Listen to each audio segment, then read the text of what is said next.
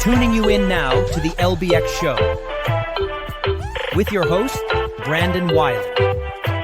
Brought to you by the LBX Collective, your community to connect, engage, and inspire.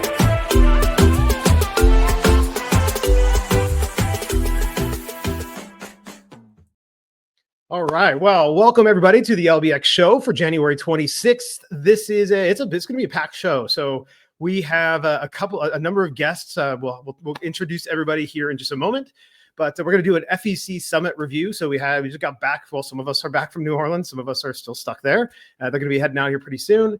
And then we have the open and shut with Kevin Williams. We're going to cover all of the new openings and a few of the closings. Chow time with Dave Wallace as well. And then promo pro tips with Chuck DeMonte. So it is a nice full pack show, but we're going to get right into it with some news you should know.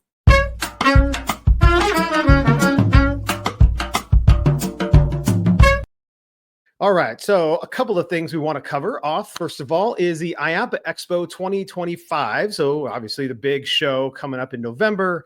It's called for presentation. So if you want to speak at one of those, one of the events it could be marketing, it could be on food and beverage, it could be on games, it could be whatever it is that you want to do. That is, you want to submit those at IAAPA.org. And, and if you don't know how to spell IAAPA, it's IAAPA. If you're listening to this, IAAPA.org. And it is due, though, February 3rd. So you basically only have this week in order to actually get your presentations in. So you don't have to have all the details. You don't have to know exactly who all of your speakers are. It just has to be a rough framework for a conversation. And then if it's an FEC or LBE focused presentation, then the FEC committee will go and get together, and there'll be a little subcommittee that'll get together, figure out the presentations. They'll reach out to you, and there's a whole round of communications that'll happen over the course of the next few months. But that's not going to matter if you don't actually get your presentations in. So go ahead and make sure to get your presentations submitted by the 3rd of February. All right, and then we got Amusement Expo coming up. That is going to be the next big show that we're all going to likely be at. And this is coming to March 17th to the March 20th. It's at Las Vegas Convention Center, as it almost always is. Although it was actually in New Orleans when the apocalypse happened in 2020. That was a lot of fun. We had a lot of revisiting of memories back this week too for that. So especially since we got stuck there for some snow, which we'll talk about. But that is Amusement Expo. So if you haven't registered yet, if you're planning to go, if you're planning to exhibit, if you're an M&S and you don't actually have your booth yet, they say they're 98% full. I don't know if that's true, because typically we go there and you see like a lot of like massage places that are going to like massage you, and you can buy some like healing stones and other shit while you're there. So those are that's how they fill in their vendor booth. But anyway, so they say they're 98% full, which means if you only going to take 2% of the show floor for your booth, then you still have room for you. So go ahead and contact the organizers over there to get your booth. Otherwise, get registered, and we'll see you in Las Vegas in just a few weeks. All right. I think that wraps up news you should know. Coming up, we're going to have our guest Gab, and we're going to break down the FEC Summit.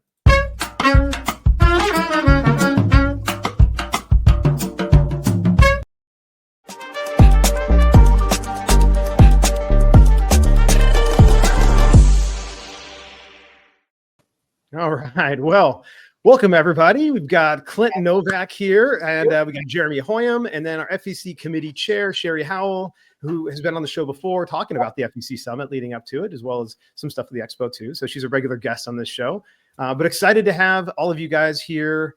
Let's get into it. First of all, did you enjoy yourself? How was the FEC Summit for you guys? I'll go first. Yeah. It was absolutely amazing. The connections that we made, the speakers were fantastic. We made a mad dash during the program to make some changes, but they were the changes that we would have wanted anyway if we'd had the time. So honestly, the program itself, education, could not have gone off better. The only thing that we are disappointed in is the fact that we didn't get to go to Game on Social. So if you have not heard about or read about Game on Social, you must do that. It's in this month's issue of Fun World. There's a showcase, so definitely check it out. They're doing some amazing things. It's a beautiful facility that you should definitely check out. But I was happy with it. What do y'all think?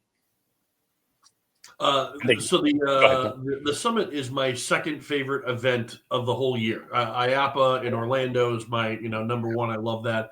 But this one, it's such a great event for networking with FECs and other vendors. And I love that the event concentrates on, obviously the education and stuff in the morning. But what makes it unique is that you actually get to go to places in the afternoon and evening, and you get to experience what those locations are doing in that area. And so, yeah, disappointed we didn't get to go to Game On. I actually went last year and visited Ricky and the gang. And they were messaging me, yesterday, and oh, if we can come get you, we're gonna come, we're gonna come over. And they were just, the snow was crazy, so they were nobody was driving around, but yeah, it was, and that was the other unique part of it. I mean, all getting snowed in into the same hotel, so we, education, everything ended. We had our cocktail party, and then we still had 2 days to enjoy each other's company in a freezing cold hotel. So. Yeah, I think it was great. I think that the crazy storm kind of made it even better. It was stressful for everybody who had to book and cancel 15 flights. I was the only smart one who accidentally booked for Friday anyways, and so I'm right on time. But I think that, like I said, the opportunity to spend more time, I think somebody called it extreme networking. We were forced to, because there was nowhere else to go. I think that made it great. And I also think that IAAPA had a really strong presence there this year. And with Mossy being there, I think he had the ability to truly see, because he doesn't see the North American space, right? Because he's in Europe. But I think he got to truly see the effort that gets put in by this committee and the space. I believe, at least for me, I felt like it was a genuine attempt to kind of understand us better and hopefully help us move our needed agendas forward. Yeah, and for those of you who aren't familiar with who Mossy is, it's he is the current chair of IAAPA's board. So like the chair of IAAPA, and it's a 1-year term. And we've always had the chairs come out before, but they typically come for the first day.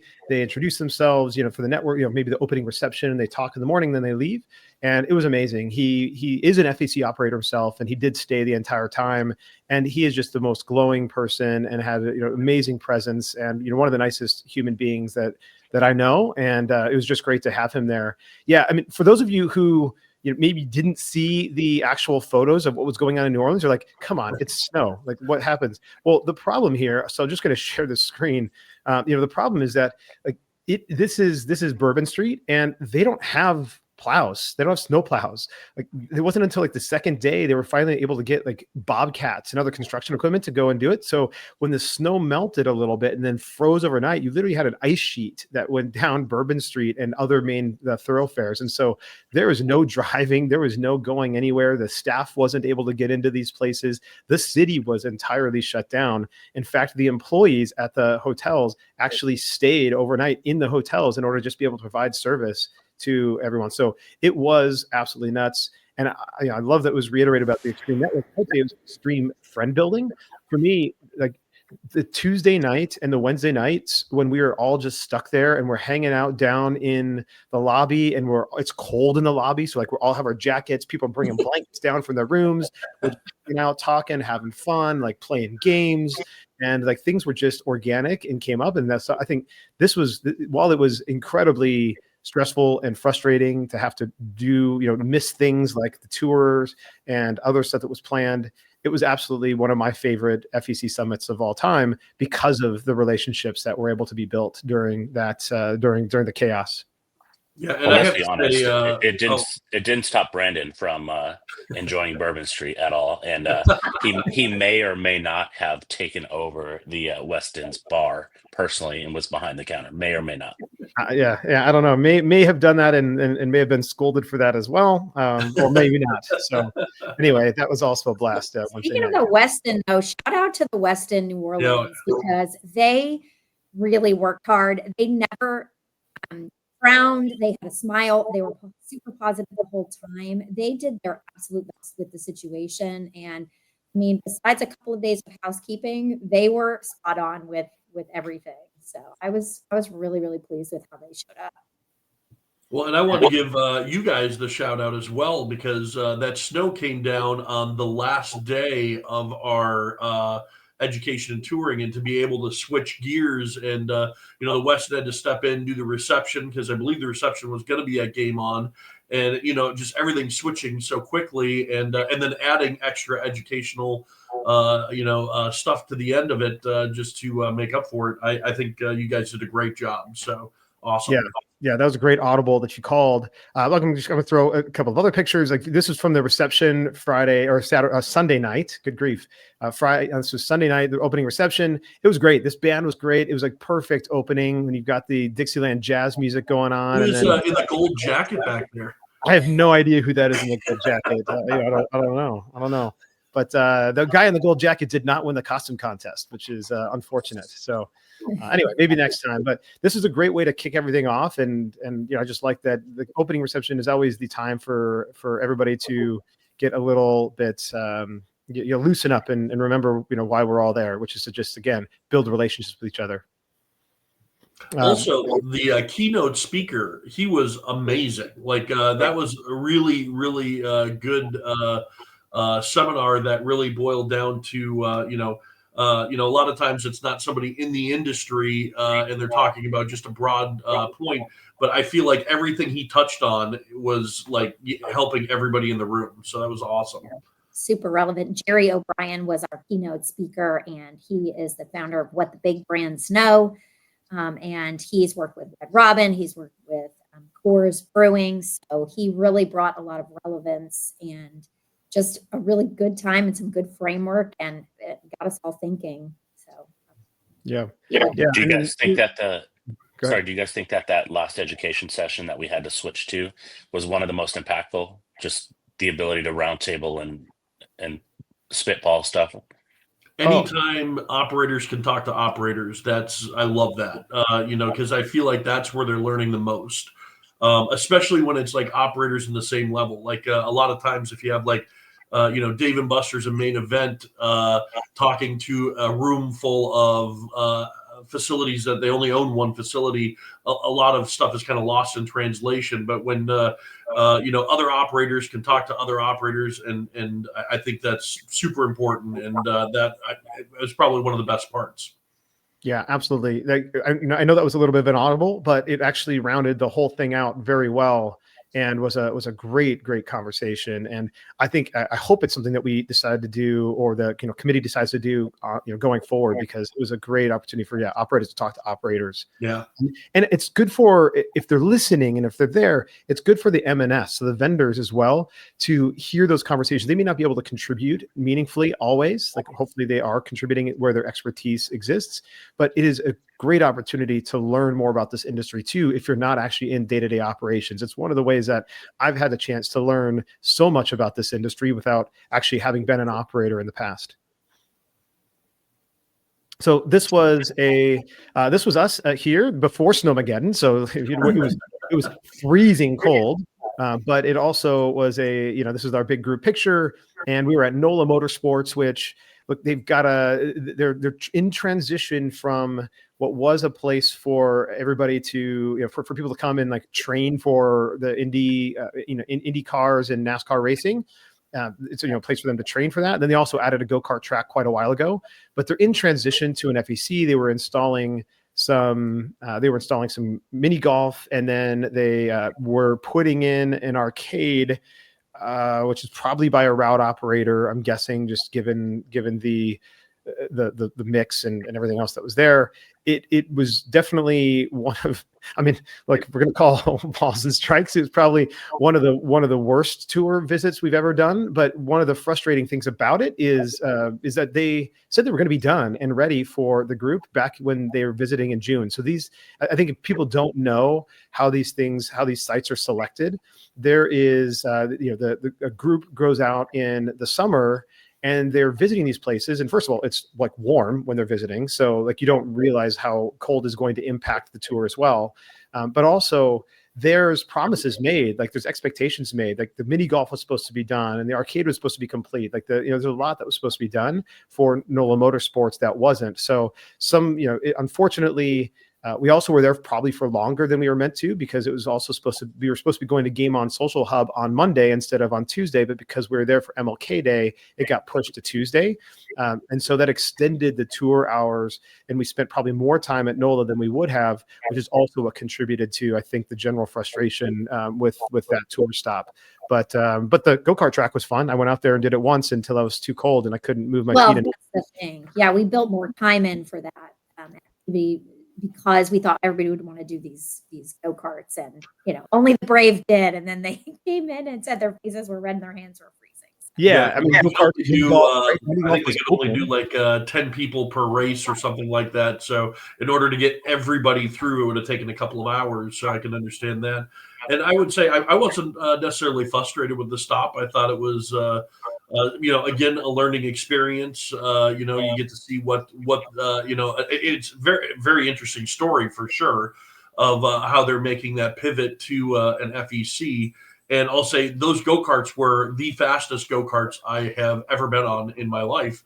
Very rare where you're in a position where you can actually pass other people. So if you go to Andretti's, you're only going as fast as the slowest person. And here it was, you could pass people and everything, but definitely from like a person who's ran go-karts for many, many years, looking at it and the way they were operating, I was like, every time I would see something, I'd kind of wince a little bit, like I'd probably operate that a little different, just because of safety and stuff like that. But again, everything's a learning experience, so you get to see how they're doing it, how they're reacting to it. And so it was still a fun visit. But if you had the choice, Game On would have definitely been the better choice. But understood. Yeah, and I also think that you thought that the poster with the map of the track and like a Sharpie and stuff wasn't an appropriate. It wasn't appropriate safety feature. Well, I mean, my thing was like they don't have track staff on the track. Yeah. And so when there is a wipeout, they have a person in like a tower that's doing the flags.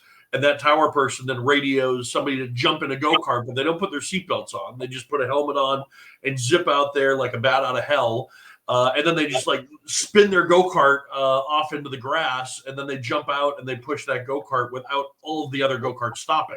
So the other go-karts are still going 40 miles an hour around them while they're doing all that. And that's the part that kind of just made me wince a little bit. But everybody operates differently. For me, I wasn't as disappointed with the product. I mean, because that's part of why I like to go to these places. I like to see what works, what doesn't work, what I might change. It kind of helps you look at things and understand, the why behind how you put your product together and things like that. I think there was an opportunity with the IAAPA staff to maybe have clear expectations of what that finished product was, because for me, when back in the day when we had the site visit at Jake's, we had a full buffet. We were a finished product. So, that food and beverage or component that should have been part of the tour was natural for us, right? But outside of that, I had not been to a summit before, so I wouldn't have known what that finished product looked like or what it should look like. And so I think it's an opportunity for us to look at that. But what I was impressed with them from their point that they understood pretty quickly that they were failing in their original concept and that they pivoted, right? Mm-hmm. And so they pivoted and they did go-karts, and then go-karts became successful. And then from there, they added, they're starting to add other things. And it was a route operator, which we all kind of knew. And that was because they were out of capital at the time and they wanted games and stuff like that. But the fact that they pivoted and they're still learning, and they know that they're not a finished product yet. They've been to IAAPA before, and for them to still be vulnerable enough to say, yeah, come on in and look at us, I think that deserves some credit. Yeah, absolutely. Mardi Gras World was fun. It was not my first time there. I was actually there last year for Bowl Summit, so it was not my first time. But it was the first time that the owner and not founder, but like third generation Yeah. Yeah, so same family, actually talked about it. And what I didn't, whenever I understood, so where we ended up, and unfortunately I don't have any pictures of it because I've been there before, so I could go back and find them from last year. But where we ended up was actually the reception area. It was super cool, super themed, like this, like a bayou almost. So it had a little bit of like a Pirates of Caribbean feel to it, with like a big plantation house and stuff that actually has like event center area as well. But I just thought that was a great spot, but I never really understood why it was so well themed. You're walking through this warehouse with a bunch of floats and then a super well themed. Well, it turns out that they do theming work for a lot of large parks and had actually done early days had done some work alongside Disney as well. And so it makes sense now where they get their theming chops. But that was a lot of fun, just going there, being able to unwind, get some food, get some drinks, and just be able to hang out in a really cool themed environment, which, yeah, it's not an FEC or an LBE, but I think it's a good example of what we could create for our FECs and LBEs to enhance the overall experience. Like, why couldn't you have had like laser tag in that plantation house and like other area things, to do, but have the overall theme like that? Well, and the ingenuity is what I always admire. I mean, it's a working warehouse, but they also run tours and they allow the public to come in and look at it. They have a gift shop. I mean, it's just doing something different with the space you have, I think, is why I wanted to. I did the site tours and we visited, in the summer, and it was beautiful weather. And, we went to 15 locations in 3 days. And Mardi Gras World, I wasn't sold on it at first, but they've made an experience out of a warehouse and a working float making, business. And they run, millions on $1 million events. I mean, they've got many Super Bowl parties. The Super Bowl is going to be here in a couple of weeks, and they run all these Super Bowl parties. And I'm sure they do proms, they do all kinds of things. It's a huge event space. And I don't know, I just think it's really neat what they've been able to do and how feed into the community they are. Yeah, absolutely. Yeah, I was on the bus on the way over there. Me and Monica were talking, like, we're both Disney buffs, and we were talking a lot about Disney. And then we got there, and when he started mentioning Disney and how they're, how they had a relationship with them, we both started freaking out, like, ah. So yeah, it was a lot of fun. The food was really good too. So yeah. Good job for they obviously know how to throw a party. And then I'm a history geek, so I love the history, the story of the family legacy. I know Brandon was dying because it was taking longer than he wanted it to. They could have done it a little bit different and gave us drinks or something while he was telling the story. But hey, look, I had a glass of wine in my hand. That dude could have talked for 2 more hours. That's fine. If we were sitting in that bayou area and he was on a microphone talking, I would have been extremely, because I was with Brandon a little bit. I was like, it is going to get people. Please stop asking questions. But no, I could have listened to it. Like, yeah, if it was in the bayou area, that would have been amazing. Yeah, I think absolutely. I took 100 pictures because it just is mind blowing. The history of all of that creativity that's in there. I'm sure we could go back and look at YouTube videos from past parades and stuff, and then be like, I saw that where it was made and all that. I thought it was fantastic. Well, one of the first things I asked Brandon when we walked in, I said, do they do theming for amusement parks? Because like as we were walking in, I saw like the penguins that you'd see at Winterfest at King's Dominion, and then I saw some other statues. I was like, oh, I've definitely seen this at another park, and I was like, they have to do like theming for just park events and not parades. But then I found out, they do all the floats for Mardi Gras, Winterfest. They do, I'm sorry, Mardi Gras Universal. They do Carnival for the Cedar Fair parks or the Legacy Cedar Fair parks. So a lot of stuff that they do in the theme park world. Yeah, and I don't know what I thought, but I thought it was going to be like paper mache, everything. That was like what was in my head. In the old days, right? That's how they got their start. So. Right. It's pretty wild to see, and then like to walk past the factory where they're actually building like these big, huge blocks of things. They're like carving it and cutting it around. It's all pretty cool. So the speed that they can do it in too. It's like Right now, they have pieces of art that they're creating for the Super Bowl, and they don't even know what teams are in it yet. So it's like the speed that they're going to have to do that, to finish those products and get them out is crazy. Yeah, absolutely. Well, before we go, because I know you guys actually have to literally go, you have a lift coming very like any minute now. I just want to say, like, we got this great picture of Jeremy. So just we've had to put a picture of him up on stage, given his education. So just throw that up here on the screen for all of us. And I didn't know what to do with my hands. You were perfect. Yeah, it was awesome. All right, well, thank you guys so much for hopping on. I know that you are.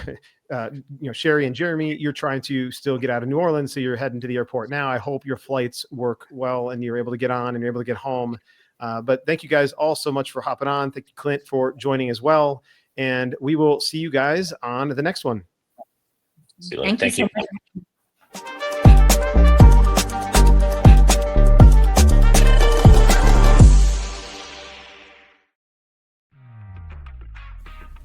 Intercart is the only cashless system designed, developed, and manufactured all under one roof. They introduced cashless technology to the amusement industry and have been leading the way for over 30 years.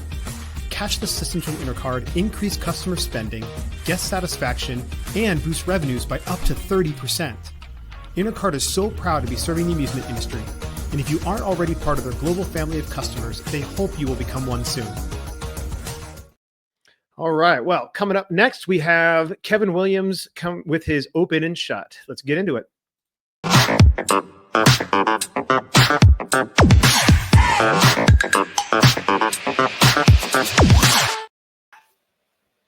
Hey everyone, welcome to the latest Open and Shut, fresh from our return from EAG, and we've got quite a lineup, so I'm going to power through these. So we jumped straight in with the openings, and we talked about previously our friends at Box Park in the UK. Well, I had a chance to stick my nose up to the glass of their Playbox, their first social entertainment component added to their food and live performance container environment. It has coming in 2024 stuck on the glass, but obviously it is 2025 and it looks like this one will be opening at the beginning of February.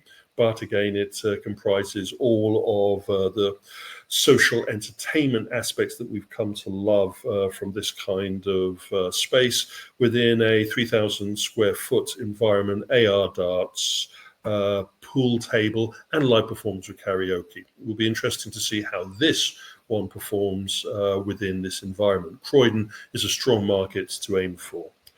Our friends at Birdie Town, mini golf, they've added a little bit more to this. It's 9 holes of mini golf, but there is a full bar and restaurant component in Iowa. 12,000 square foot, relatively large space for this kind of operation. I think it's leaning heavy on the restaurant component in support of the mini golf and drink. Then we have a hotel in Bangkok that's added a competitive socializing area or floor to their facility. T-Bar, nice name, offers a number of golf simulator bays to play within, but is also supported by some football being played on the simulators. They're doing some watch parties on screens, and it has a very high level of bar and cocktail offering and a little bit of karaoke. Swingers has turned up in Dubai. They're just about to throw the doors open on their first UAE facility. It is based upon, the proven mini golf food and beverage model that they have been rolling out in the UK and now in North America with their Las Vegas opening, and Dubai has added to their international coverage.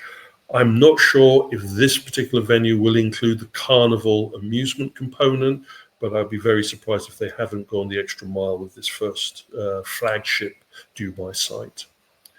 Then we have Gravity Social. Everybody's familiar with Gravity Active, the trampoline operation, Gravity Max, the hub entertainment, e-karting and amusement and social entertainment. We've had Gravity Arcade, which we've touched upon here in Open and Shut, and now we have Gravity Social, which is taking the Gravity formula, but adding competitive socializing elements, AR darts. I think they're putting in also some amusement, and they've also dropped in some pool tables and such like, supported by a dedicated bar and with live music. The first one of these opened in Warrington in the UK. Stealth opening, to be honest. It didn't appear on my radar until someone threw a link to me regarding this. It'd be interesting to see if this is a test site or if we're seeing a general rollout. But from the Gravity operation, it is clear that Gravity Entertainment is coming up with at least 4 brand concepts which they're hoping to dominate the UK and international market with. Gamers Galaxy, it's a Canadian entertainment hub, just thrown its doors open. It's got a little bit of everything. So this really is a hub, or a mule, as I would like to call it.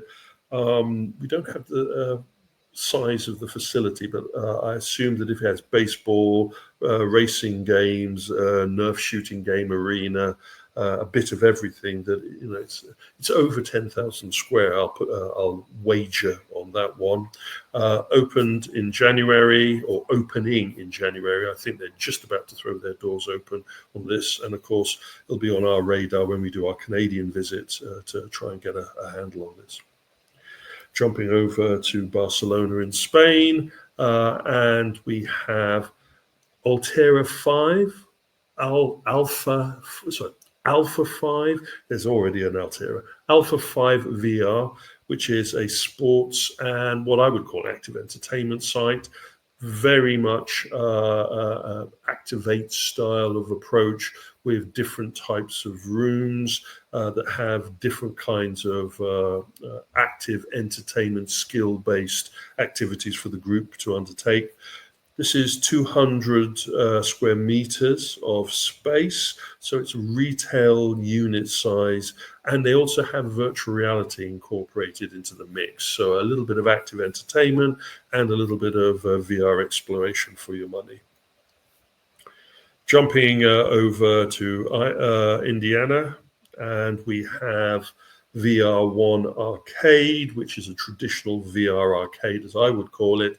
Booths with tethered arcade headsets, tethered VR arcade headsets, offering a selection of games that the people pay for a certain period of time to play. What I like to call the VR tanning salon kind of approach here.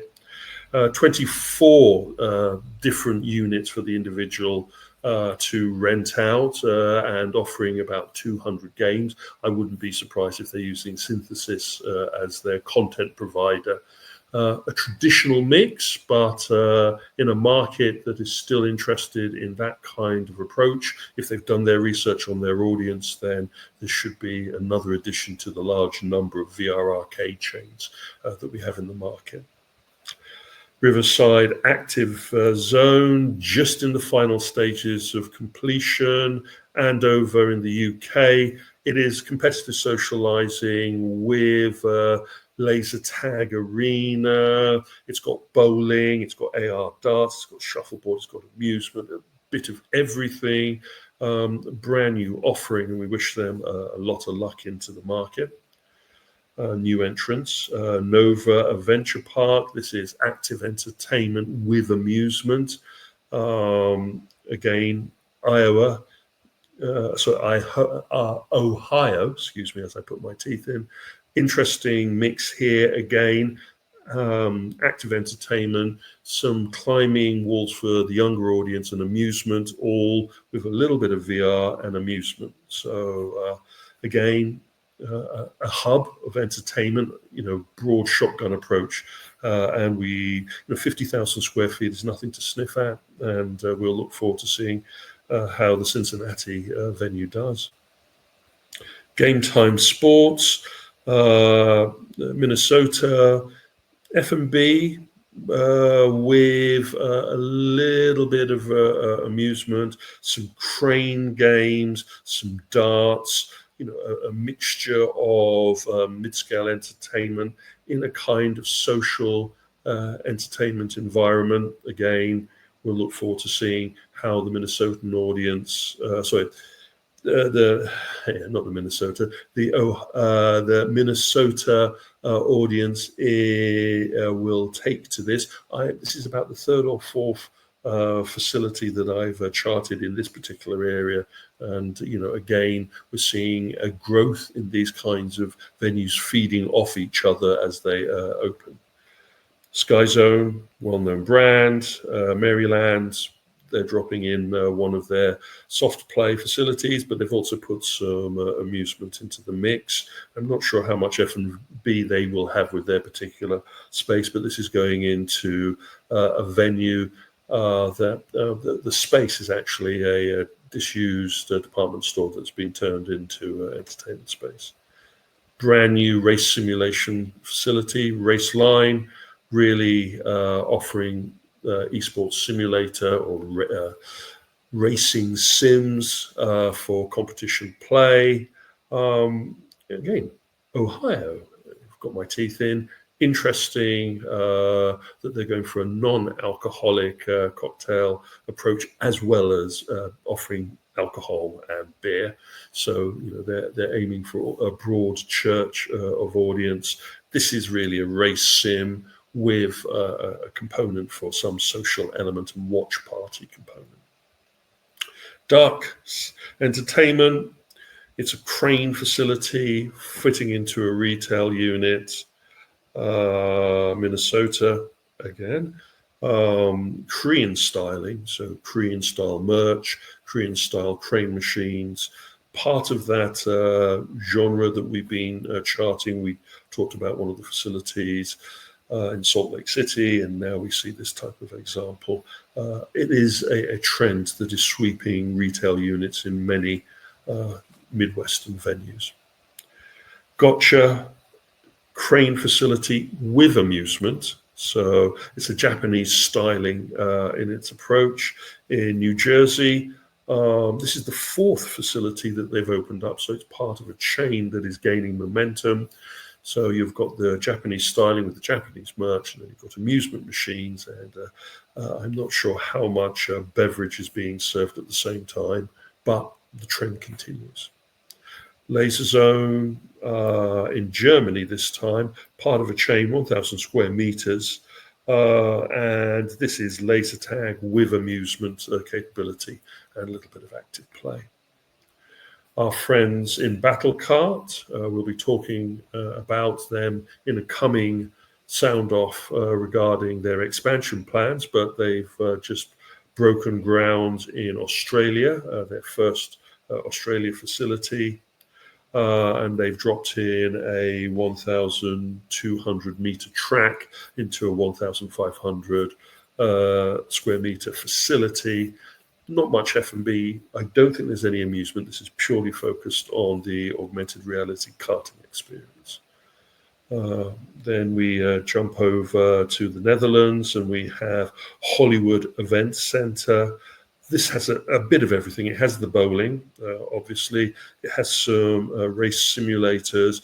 The bowling is duck pin, so it is not big scale, but it's fitting audience needs. A bit of mini golf, and the X Cube. And for those that aren't familiar, X Cube is a digital screen escape room or kind of mission room experience. Very popular.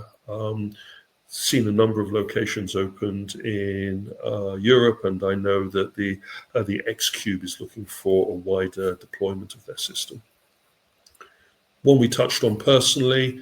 Hollywood Bowl in the UK, one of their many sites, this one in the O2 in London, has gone through a reinvestment, as all of them have been doing, seeing investment to refurbish them and redevelop them. Much heavier push on the amusement, much heavier push on the social. They've tidied up the bar. They've really come up with a much more stronger performance presence for their facility, especially in this locality where there are a lot of competitive entertainment venues, and a lot of social entertainment venues they're competing with. So they've decided to strip out their office and turn it into a duck pin bowling environment. So downstairs you have the full-on bowling lanes, but upstairs you have a bowling, duck pin bowling and social environment, its own distinct bar, an area where groups can hang out. It can be private hire kind of event. Interesting to see Hollywood Bowl go down this path. We think it's a test facility. We will talk a little bit more about that in Sound Off. Just a stone's throw away from this in the O2 again. Activate opened their first UK facility, or their first London facility, definitely.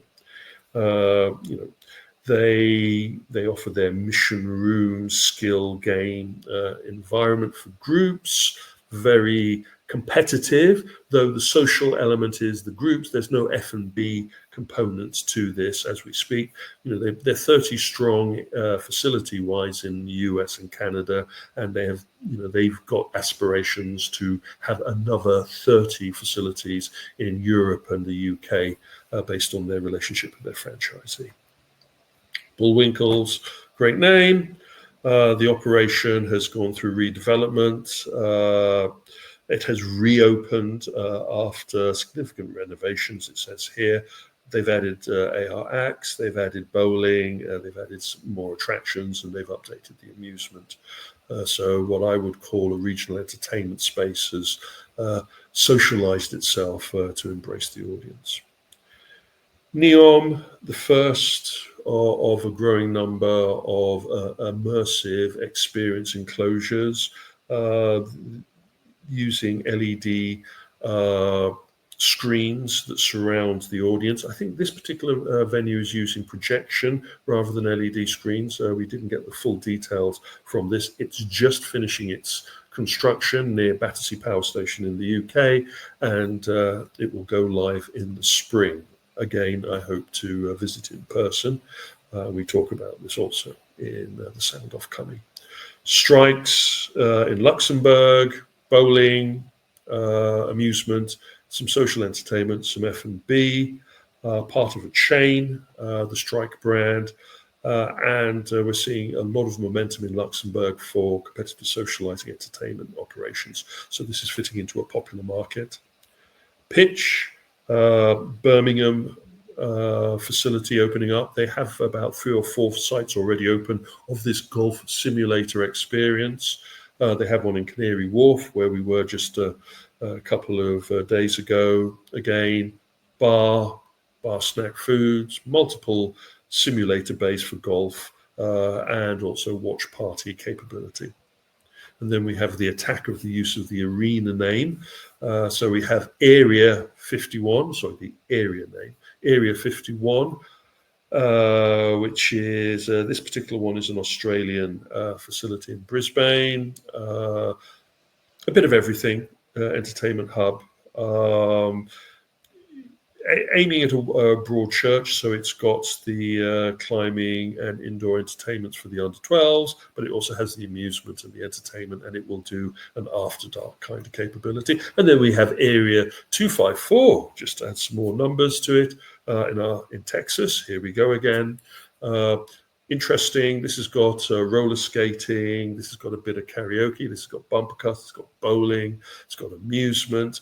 It has some F&B, so again, entertainment hub. Don't have the size of the facility, but to have all of those capabilities, I think it's in the 20 to 30,000 square size.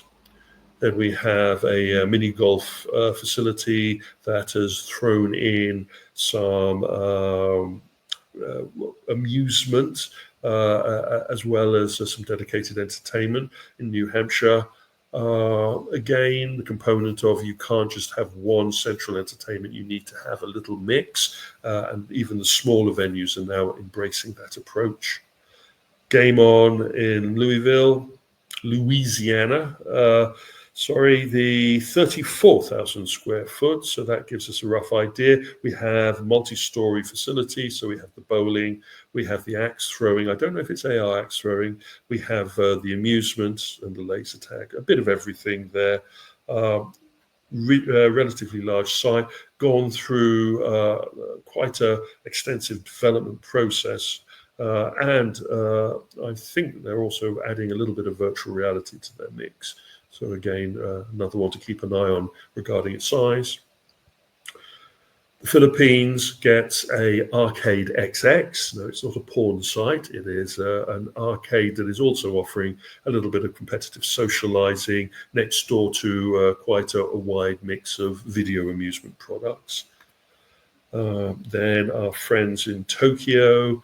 The Tokyo Tower is famous for having a number of entertainment experiences. It's where the Red Zone entertainment hub is, and now that area is having a free roam VR enclosure experience added to the mix. This one's interesting. It's being run by our friends at Dynamo Amusement, who are part of the gender group. So, there is an audience there. They're parachuting in arena scale VR to pick up on that talent. Ali 91, this one's in India. Again, a boutique bowling approach rather than a more traditional bowling center with amusement, just about to throw its doors open. And this facility is running the Spark system, which is the projection mapped onto the lanes, so offering a new level of immersive engagement for the bowling experience. The Madhouse, Netherlands again, a bit of everything. Really, it's a smorgasbord here. We have F1 simulators, AR darts, mini golf and amusement with some bar food and bar snacks capability there. Really looking to try and capture that social entertainment market mix by offering everything to every man. They even have some active entertainment digital floor games there.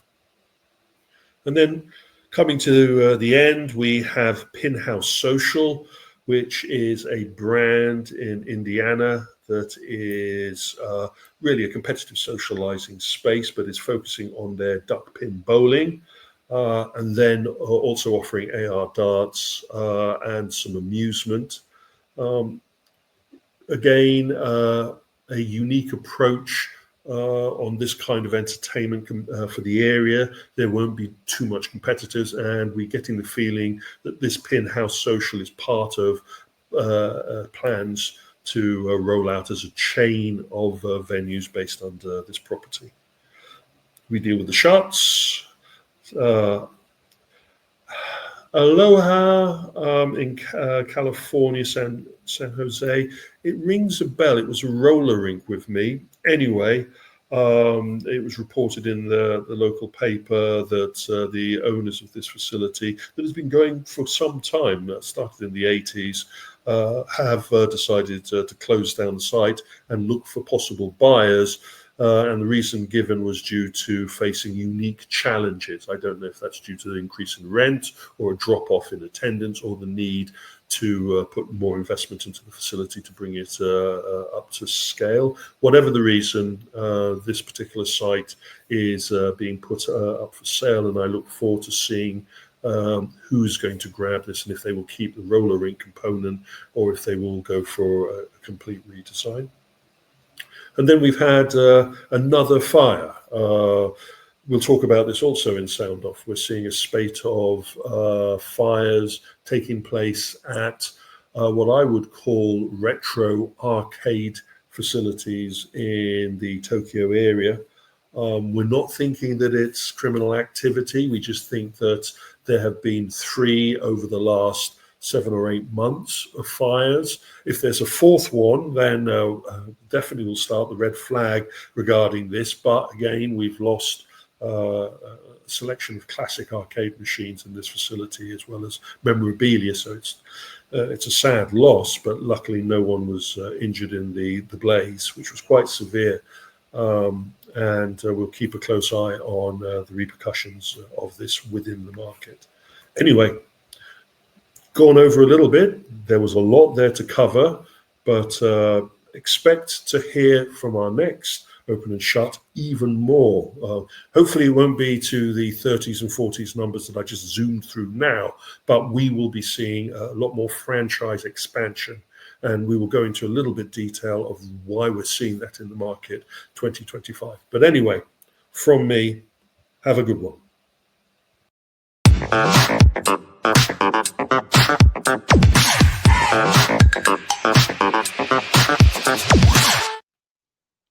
All right. Well, thank you, Kevin, for that. And yeah, I'm surprised at the number of venue names that actually have numbers in them. Like we had, and it's just the ones that have been announced this week, which is Area 254, Area 51, which is frankly a terrible brand just because there's already an Area 51. And so you're going to get totally lost in any sort of SEO, or you're going to have to only be able to do search engine marketing, which is like actually paying for ads versus just being able to get organic SEO. So that's a terrible name. It was a massive mistake, in my opinion.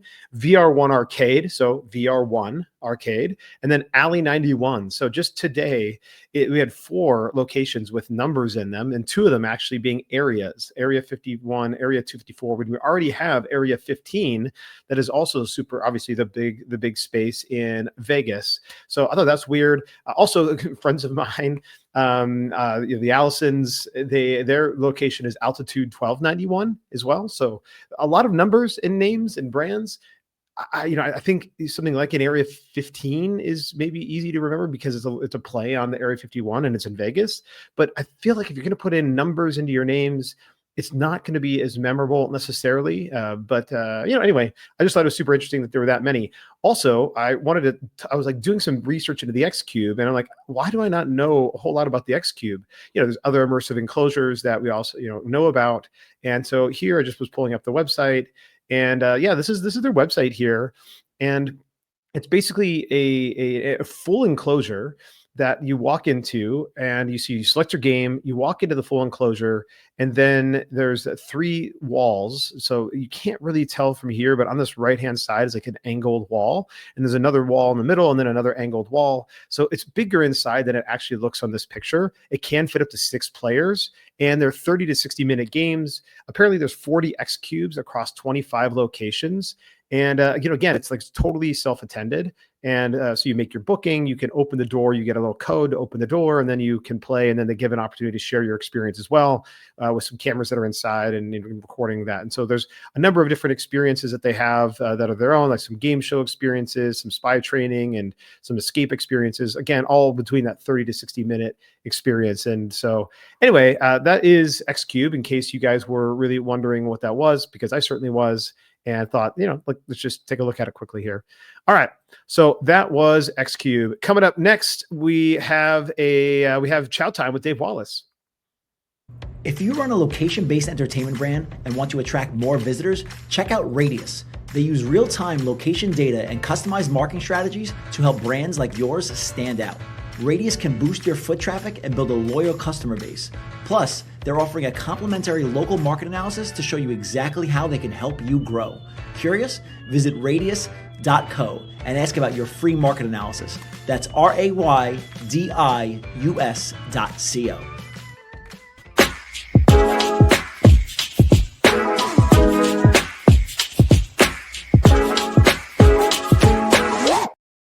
Hey, welcome back. Welcome to Chow Time.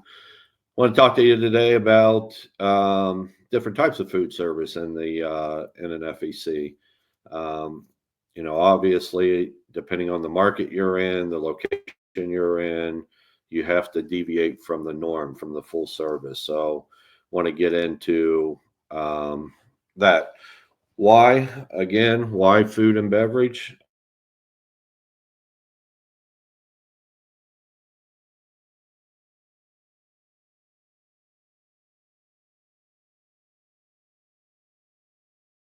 Just a quick reminder again, if you're wondering why you couldn't hear Dave every once in a while, so I just took a quick pause here just to come back in. This is the same location, the same hotel he was in when he recorded the one that we watched last week. So both of these, last week's and today's, will have some audio gaps in there. Maybe his video will freeze a little bit. Just a reminder, it's not your computer or not your phone or wherever you're listening or watching this. It is just his service, his Wi-Fi service that he had at the hotel. So anyway, we'll go right back to him, but just wanted to put that disclaimer out there.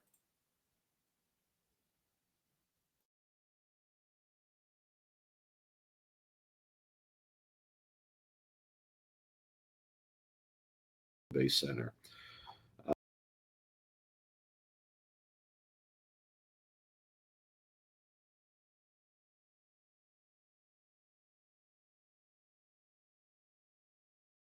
Those two together, I can make a lot more money. It's also more attractive for corporate events, having a diversified menu.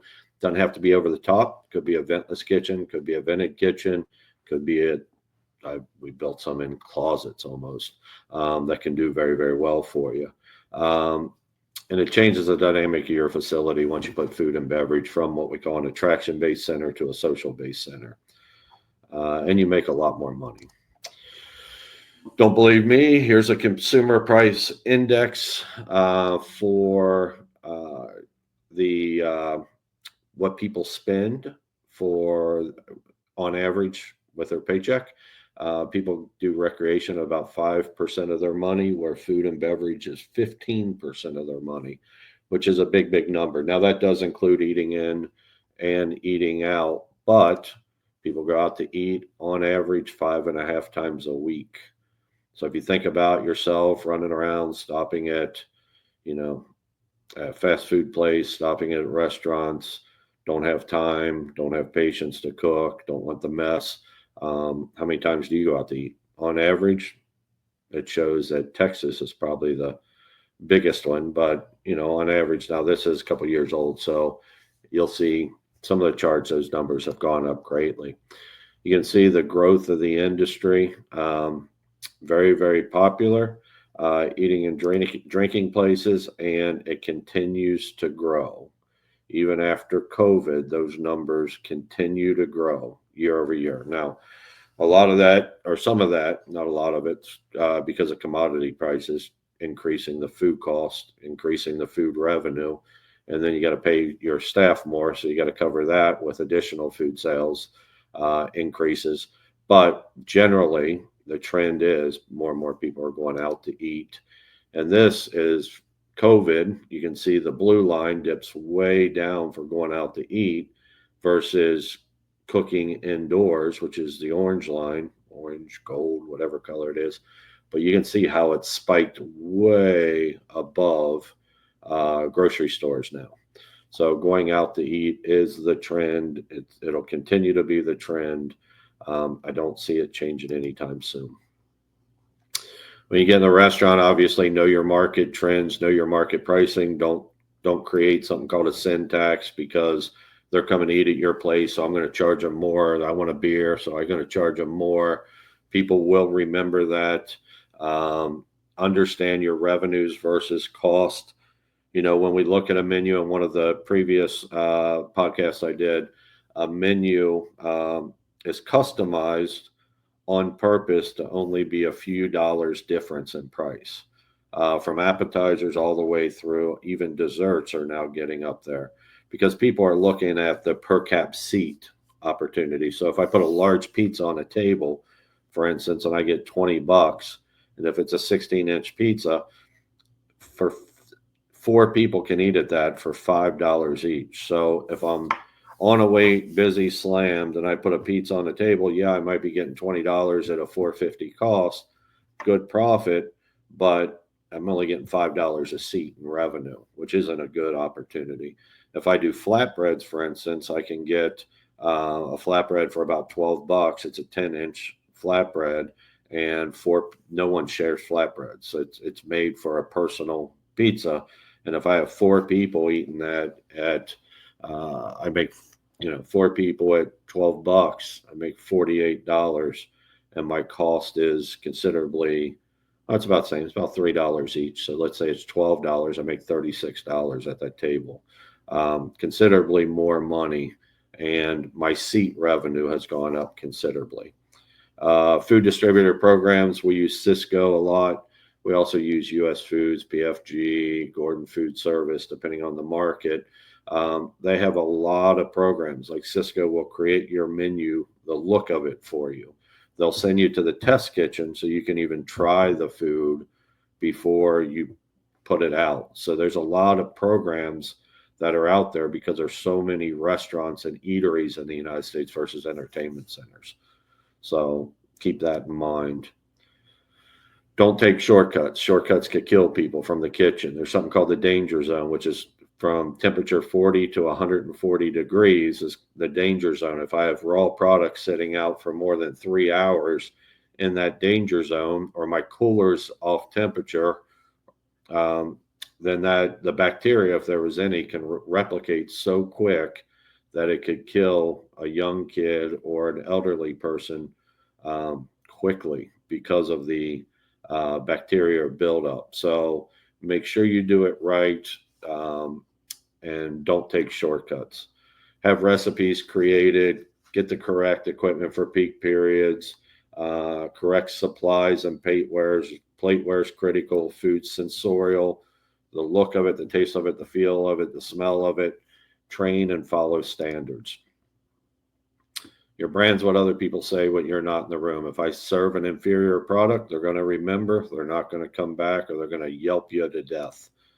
And the bitterness of poor quality remains long after the sweetness of a low price is forgotten. People will pay for good service and good food.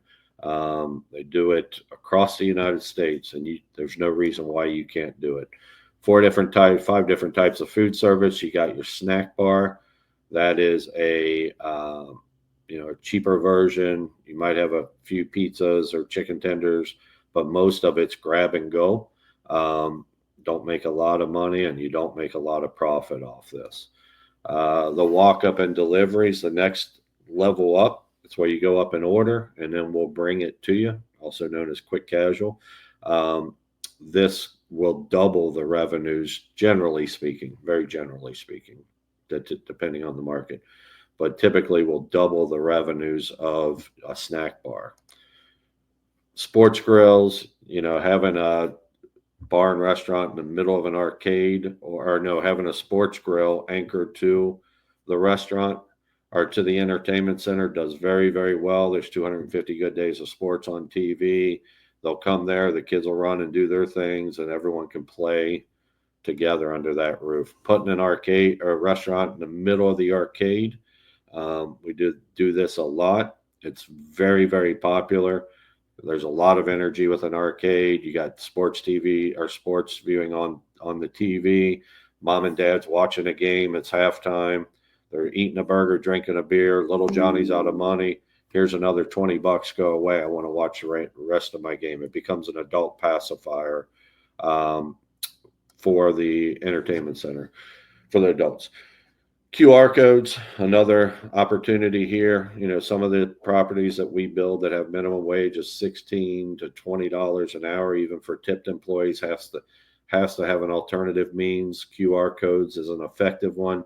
They'll ring it up, they can pay for it right there, and then it'll geo map right to their phone. So I'll take that food out of the window, walk right up to their phone or right up to their tables, set it down, and off you go. The challenge with that is you really only get a one-time shot.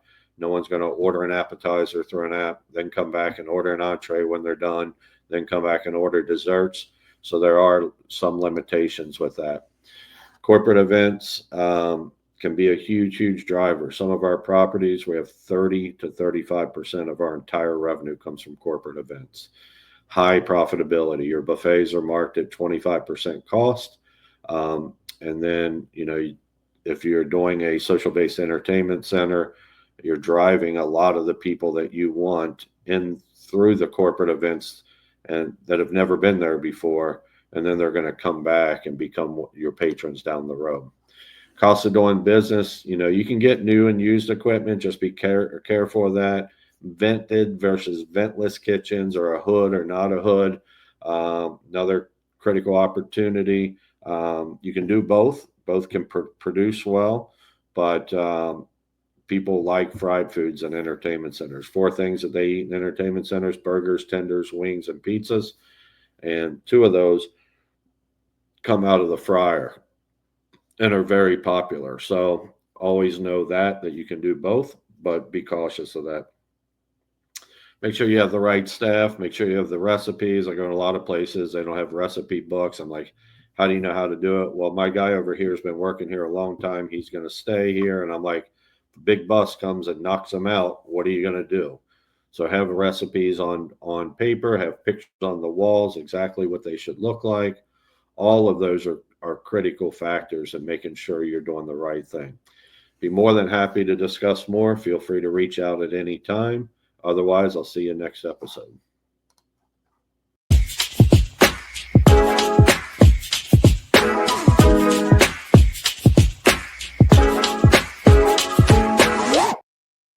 Awesome. Well, thank you for that, Dave. And yeah, QR codes for me were the best thing, maybe the only good thing, frankly, that came out of COVID.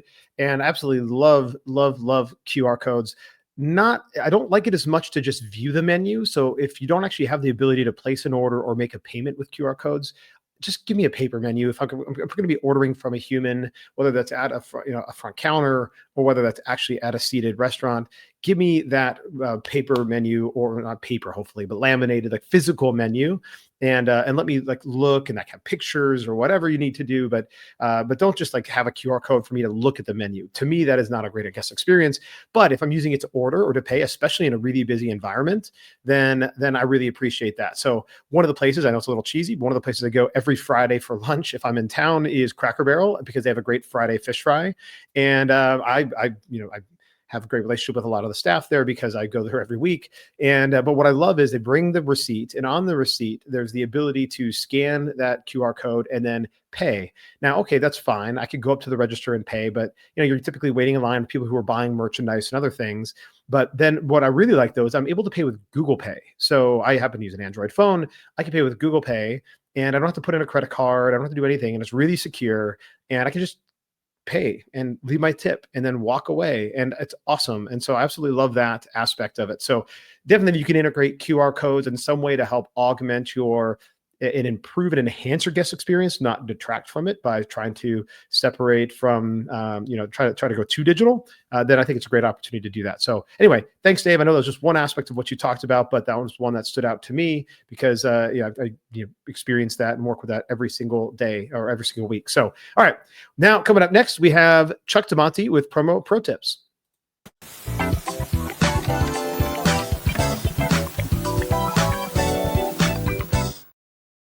Hello and welcome to Promo Pro Tips with Chuck DeMonte. That's me.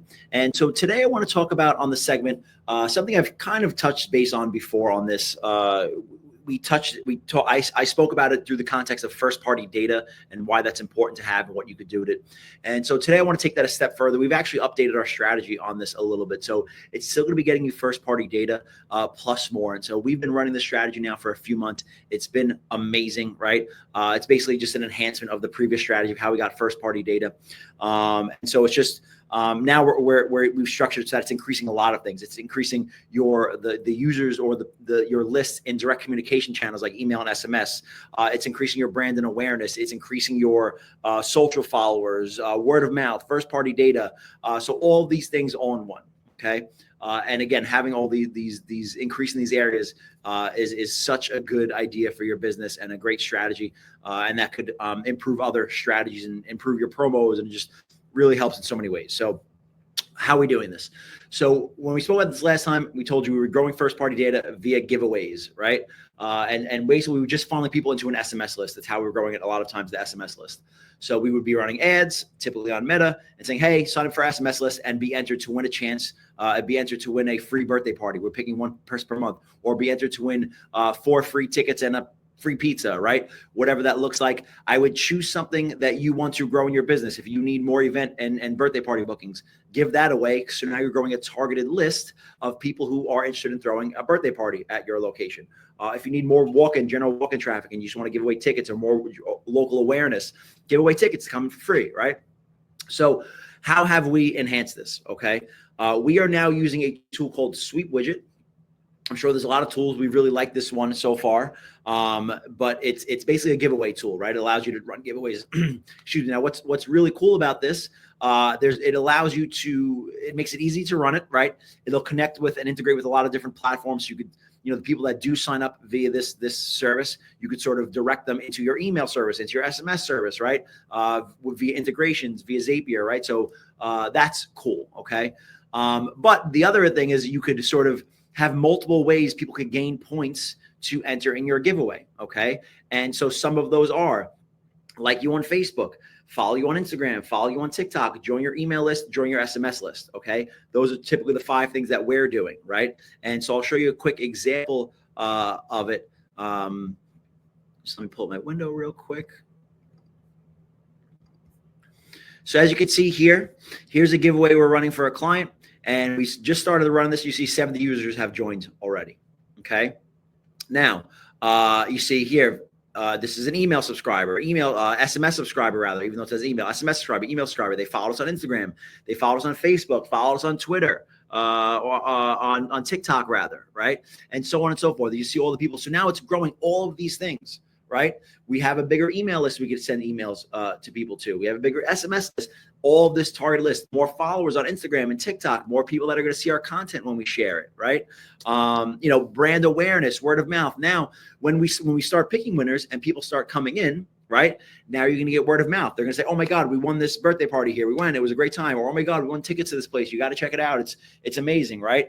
Again, it's just such an amazing way to grow all of these different marketing sort of touch points, right? So it's really easy to do. Okay. Basically, again, you go on, you're going to create a Sweet Widget account. I'll show you what the landing page looks like, right? So here's what the landing page looks like. We just put some basic copy, put terms and conditions. Here's the follow-up. It shows how you can get points for winning, right? So really, really very easy to do it and set up, okay? Shows the end date. You put in terms and conditions, okay? So that's what we use. So one of the ways, we get the word out on this, right, is by using meta ads, but also using your own email and or SMS list to promote this to your existing customers. And you might think maybe that's counterintuitive. I have their contact information already, or maybe they're following me on Instagram. You need this to sort of seed the giveaway, right? One of the things you can do is also give them points for sharing a post on Instagram, right? So basically, even if you have their contact information and you're giving them points, if they share an image on Instagram or on TikTok, let's say, now they're helping you get the word out for the giveaway, right? Or if it's sharing with a friend, right? And that friend joins, or a family member, right? Now they're helping you get the word out. So you're sort of seeding that giveaway to get more exposure, right? Then add ads on top of it. So again, it could accumulate and grow pretty quickly, right? And just use this as a great tool to, again, grow all your direct communication channels, your awareness, your social media following. When you look at the ROI and stuff like this, it's hard to measure, but I promise you, it is definitely a really good positive ROI. What does a birthday party cost you, right? $300 to, I don't know, $750, $800 if you include staff and, whatever that looks like. To me, that's, I'll trade sort of $300 to $500 to get that type of exposure all day long, right? Once per month. It really is a no-brainer, right? Even tickets are even less. Maybe your average ticket price is $20 or $30, right? You're giving away 4 tickets, or, it's $100 a month for all this exposure. Cannot beat the ROI, right? So again, I encourage you. It's a very easy strategy to implement. I suggest you take a look at it. We use Sweet Widget. There are other tools out there that'll do that for you. Again, if you really want to take it a step further, have it integrate with your other services you use, email marketing, SMS marketing. So when somebody joins into that, giveaway using Sweet Widget, it'll put that information into those services, just removing a step for you. So now, again, when you start emailing people with just regular stuff, right, your regular sort of promotions and communication, they're getting that, right? So this list isn't going to waste. So super important, very easy strategy to use. Test it out. Let me know if you like it, and I guarantee it'll help grow exposure for your location.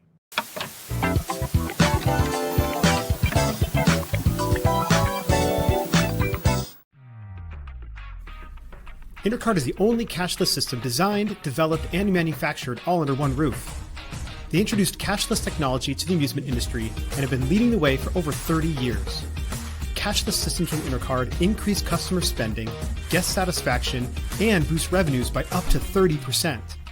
Intercart is so proud to be serving the amusement industry, and if you aren't already part of their global family of customers, they hope you will become one soon.